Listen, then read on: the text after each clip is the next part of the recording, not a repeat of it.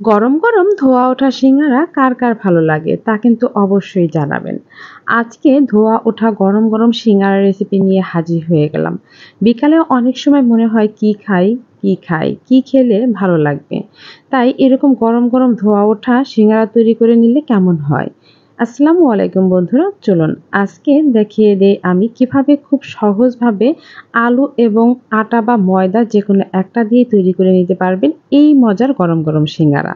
প্রথমে আমি আজকে ২ কাপ পরিমাণে ময়দা নিয়েছি। আপনারা চাইলে এখানে ১ কাপ আটা আর ১ কাপ ময়দাও মিক্স করে নিতে পারেন।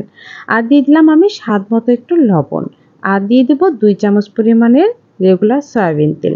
হাত দিয়ে খুব ভালোভাবে মিশিয়ে নিচ্ছি। খুব ভালোভাবে মিশাতে হবে। এরপরে আমি নরমাল তাপমাত্রা পানি দিয়ে এটা একটা সফট ডো তৈরি করে নেব। আর এই ডোটা কিন্তু একেবারে শক্ত হওয়া যাবে না, আবার একেবারে নরম হওয়া যাবে না। তো অল্প অল্প পানি দিয়ে খুব ভালো করে একটা ডো তৈরি করতে হবে। হাতে সামান্য একটু তেল লাগিয়ে নিয়ে আমি এই ডোটা ঢেকে রেখে দেব ১৫ মিনিটের জন্য। অন্যদিকে আমি এর পুর রেডি করব, তার জন্য আলু নিয়েছি আর এভাবে কিউব কিউব করে ছোট ছোট কেটে নিয়েছি। চুলায় আমি ফ্রাই প্যান বসিয়ে দিলাম আর তার মধ্যে পরিমাণ মতো একটু লবণ দিয়ে পাঁচফোড়ন দিয়ে দিচ্ছি।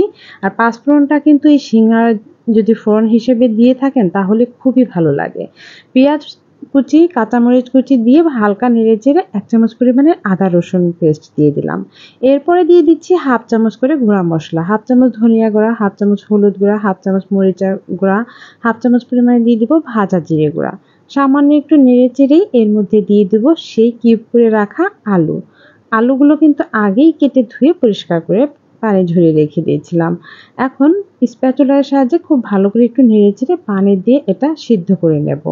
কারণ যেহেতু কিউব করা আলু আর এটা কিন্তু এমনিতে সিদ্ধ হতে চাইবে না, তাই আমি পর্যাপ্ত পরিমাণে পানি দিয়ে আর লবণ দিয়ে এখন ঢাকনা দিয়ে ঢেকে দেব। ঢাকনা দিয়ে আমি ৩ থেকে ৪ মিনিট জাল করে নেওয়ার পরে ঢাকনাটা খুলে একটু ম্যাশ করে নিয়েছি আর সবশেষে দিয়ে দিলাম আমি কিছু ধনেপাতা কুচি। আর ধনেপাতা কুচি এখন যেকোনো নাস্তা তৈরিতে দিয়ে দেবেন, দেখবেন কি সুন্দর একটা ফ্লেভার পাওয়া যাবে। এখন স্প্যাচুলার সাহায্যে হালকা একটু ভেঙে ভেঙে দিচ্ছি। আলুটা একটু মাখা মাখা হলে খেতে খুবই ভালো লাগে। এটা এখন ঠান্ডা করতে দিয়ে দিলাম। অন্যদিকে যে ডোটা আমি মাখিয়ে রেখেছিলাম সেটাই খুব ভালো করে একটু হাত দিয়ে মুথে নিচ্ছি। খুব ভালো করে মুথে নেবেন, এতে করে নাস্তাগুলো খুবই ক্রিস্পি হবে। এখন ওখান থেকে সামান্য একটু ডো নিয়ে আমি একটা রুটি বেলে নেব। ছোট্ট একটা রুটি বেলতে হবে আর এই রুটিটা হবে অবশ্যই একটু লম্বা আকৃতির। গোলাকৃতি তৈরি করতে হবে না, যেহেতু আমি সিঙ্গারা তৈরি করব তার জন্য একটু লম্বা সাইজের একটা রুটি বেলে নিতে হবে। দেখুন বন্ধুরা, আমার রুটিটা কিন্তু বেলা হয়ে গিয়েছে আর এই রুটিটা কিন্তু একেবারে পাতলা হওয়া যাবে না, আবার একেবারে মোটাও না। আর মাঝ বরাবর কেটে নিয়ে আমি সিঙ্গারা ভাঁজটা দিয়ে দিচ্ছি। কিভাবে দিচ্ছি আপনারা খুব ভালো করে লক্ষ্য করলেই বুঝতে পারবেন।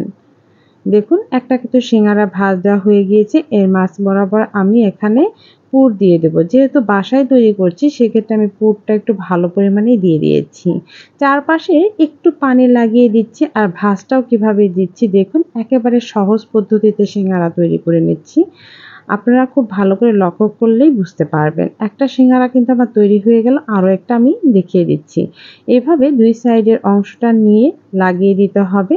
তৈরি হয়ে যাবে আমার সিঙ্গারার যেই কাপটা, সেটা তার মধ্যে আমি খুব ভালো করে পুরটা দিয়ে দিচ্ছি। পুরটা দিয়ে চারপাশে সামান্য একটু পানি দিয়ে ভিজিয়ে দিতে হবে। আঙুল একটু পানিতে ভিজিয়ে লাগিয়ে দিলেই হবে। তারপরে এরকম সহজভাবে একটা ভাঁজ করে দিলেই তৈরি হয়ে গেল আমার আরও একটি সিঙ্গারা। এভাবেই কিন্তু আমি কয়েকটা সিঙ্গারা তৈরি করে নিয়েছি। এখন আমি এগুলো ভেজে নেব। তার জন্য চুলায় একটি ফ্রাই প্যান বসিয়ে পর্যাপ্ত পরিমাণে তেল দিয়েছি। অবশ্যই একটু ডুবো তেল দিয়ে ভাজার চেষ্টা করবেন। আর তেলটা খুব ভালো গরম করে তারপরে চুলার আঁচটা মিডিয়াম টু লো হিটে রেখেই নাস্তাগুলো ভাজতে হবে। আমি সিঙ্গারাগুলো দিয়ে ২ মিনিট পরে উল্টিয়ে পাল্টিয়ে দিচ্ছি আর এইভাবে উল্টিয়ে পাল্টিয়ে ক্রিস্পি করে ভেজে নিতে হবে। সিঙ্গারাটা এমনিতেই আমরা জানি খুবই মুচমুচে হয় আর খেতেও ভীষণ ভালো লাগে। এখন উল্টিয়ে পাল্টিয়ে আমি ভেজে নিচ্ছি আর এই সময় কিন্তু আমার চুলার আঁচটা মিডিয়াম হিটে ছিল।